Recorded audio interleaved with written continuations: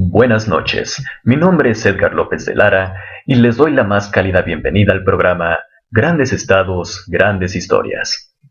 El día de hoy analizaremos lo que es el pragmatismo, esta escuela filosófica creada y adoptada por los Estados Unidos a finales del siglo XIX. Para ello, nos basaremos en el libro de José Luis Orozco, El Estado Pragmático. Así que acompáñenos en este interesante análisis para ver cómo es que 13 pequeñas colonias lograron convertirse en muy poco tiempo en uno de los estados más influyentes de toda la historia. Para comenzar, debemos entender que el pragmatismo tiende a definir que una acción motiva un cambio de la realidad en cuanto ésta mueve cosas físicas que la componen, y que más que entender las ideas de las personas, solo importan sus actos que en definitiva son evaluables científicamente. En otras palabras, el concepto base del pragmatismo es que solo es verdadero aquello que funciona enfocándose así en el mundo real objetivo.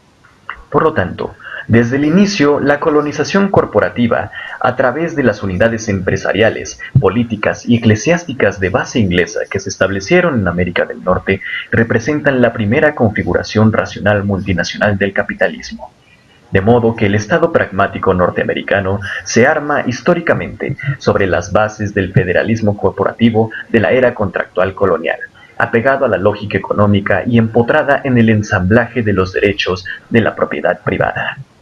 El mismo Tocqueville afirmaba que el pragmatismo opera como el integrador ideológico de una constelación de poder que mantiene su unidad política formal a partir de la vigencia del Estado liberal de derecho y una estabilidad constitucional. Del mismo modo, el pragmatismo reacondiciona y funcionaliza al liberalismo para la declinación de la competencia económica, implicando la reorganización del capitalismo estadounidense, siendo la ciencia y los tribunales los que fijen las conocidas rules of the game. Algo muy similar ocurrió desde la perspectiva de las formas de propiedad, pues de ser un Estado patrimonialista cuya soberanía adquiere una forma rentista, popular o nacional que reclama la centralización política, pasó a ser un Estado pragmático, que se distingue por una concepción más líquida y móvil de la soberanía propiciada porque en él las formas predominantes de la propiedad se vuelven anónimas, se desdoblan y se desplazan al interior y al exterior, y en el cual la distinción de las élites y las masas crea las clases para una unidad general última y los soportes metaeconómicos de su aparato productivo, financiero y militar. Esto siempre obedeciendo la continuidad oligárquica que privilegia la estabilidad y la seguridad por encima de la pluralidad y la participación. De igual manera, se menciona la importancia del sentido estatal del juego federalista, comercial y estratégico que asomaban las ordenanzas sobre los territorios del noroeste desde 1784 a 1787, o bien en la brillante incrustación del Banco Central de Hamilton, o bien de las iglesias protestantes evangélicas para controlar la espontaneidad geopolítica y geoeconómica del corrimiento hacia el oeste. Todo esto para destacar que el pragmatismo magnifica el interés a partir de la psicología, ofreciendo un hilo conductor en principio plural para afrontar las complejas interacciones corporativas federales, sectoriales, regionales y de clase que imponen un orden de unidades coexistentes.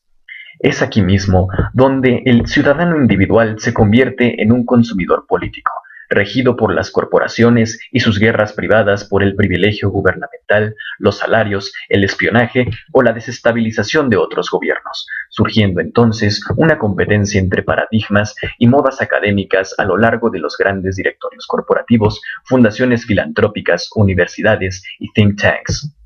Todo lo anterior nos lleva a analizar la relación de las nuevas modas macropolíticas, como lo es la seguridad nacional, con las imágenes mitológicas substantivas, como lo fueron las de misión, destino manifiesto, nación elegida por Dios o el imperio del bien. El Estado pragmático, a su vez, exige la perspectiva de varias teorías organizativas y oligárquicas, públicas y privadas, de las cuales surgen distintos conceptos como lo es el Estado corporativo, que expresa el entretejido de las soberanías privadas y sus nuevos y viejos instrumentos políticos de concentración y jerarquización de intereses. Esta forma orgánica de la operación y representación del capitalismo norteamericano del siglo XX, adjudicándole al Estado pragmático la forma de la Thought Organization. Otro punto importante es el concepto de Estado elitista, el cual aporta el elemento cualitativo del cual se desprende la simbiosis de las viejas élites neoinglesas y los primeros cuadros operativos del capitalismo corporativo. Un ejemplo de este último concepto es la cercanía de los Roosevelts con las élites de las finanzas, la inteligencia y la guerra, que los hacía sensibles a los reclamos de las dinastías industriales y bancarias. No cabe duda que el segundo capítulo del libro de José Luis Orozco es muy importante, pues nos habla de la transformación del capitalismo salvaje en capitalismo organizado, comenzando con la universalización explicada por George Sorel. Sorel explica que desde la Guerra de Secesión el empresariado norteamericano contaba ya con una filosofía civil que permitía la mercantilización del Estado y la estatización del mercado. También explica que el capitalismo, valiéndose de partido republicano, derrotó en 1896 las viejas correlaciones y principios de fuerza y de consenso de las eras de Thomas Jefferson y Andrew Jackson, aglutinados en torno al Partido Demócrata, siendo a partir de William McKinley que se crea la fórmula que combinará en el futuro las business necessities y las aspiraciones patrióticas de un gran pueblo. De esta forma, en 1901 se anuncia la presencia mundial estadounidense lograda por medio de los sanos métodos empresariales y la estricta economía en la administración y legislación nacionales. Entonces, podemos identificar un primer pragmatismo cuya función es la de deconstruir el universo conceptual y filosófico europeo debido a que su lógica obstruye la integración de los valores empresariales del nuevo capitalismo político. Este primer pragmatismo fue difundido por distintos pensadores, entre los cuales se encontraban John Dewey, George Herbert Mead, Josiah Royce y algunos pertenecientes a Harvard, como lo eran Charles Sanders Peirce, John Fiske y Oliver Wendell Holmes. Estos pensadores partían de una dinámica empírica, pues su propuesta intelectual era la experiencia histórica estadounidense, con la cual instrumentaban científicamente el entramado constitucionalista capitalista, y lo teologizaban de manera operativa. Esto los llevaba a la conclusión de que la propiedad significa inversión y que la inversión significa la dirección del trabajo hacia la producción de ganancias mayores que, si son abundantes, demuestran que son consumidas por la mayoría, dejando al capitalista como un mediador o ajustador de acuerdo a su pronóstico del deseo futuro. Otro pensador que no podemos dejar de lado es William James, quien veía el pragmatismo como un método para apaciguar las disputas metafísicas del Estado, afirmando que la autoridad del Estado y la de la ley moral absoluta se han disipado en expedientes y recursos, y que la Santa Iglesia se ha descompuesto en congregaciones y locales para que la gente se reúna, añadiendo además la vertiente productivista del liberalismo.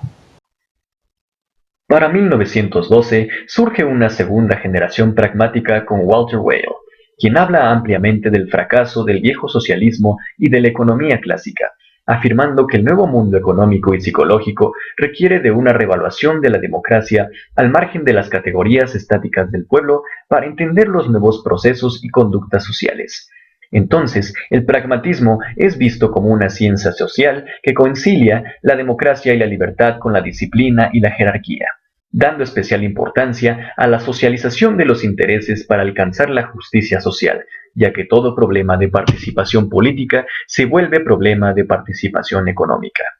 Esta segunda generación pragmática llevó a una revolución corporativa que culminó en 1916 con la hegemonía mundial financiera de los Estados Unidos. Esto generó incertidumbre en Europa, por supuesto, y permitió que el pragmatismo entrara en dicho continente en países como Alemania, partiendo de George Simmel, Max Weber y Wilhelm Dilthey, para combinarse con el pragmatismo autoritario de Carl Schmitt. En Francia, partiendo de Henry Bergson y George Sorel, para adoptar giros colectivistas con Émile Durkheim y Léon Duguid. E Italia, partiendo de Giovanni Papini y Giuseppe Presolini, para integrar el idealismo y el sindicalismo al corporativismo fascista con Giovanni Gentile y Benito Mussolini.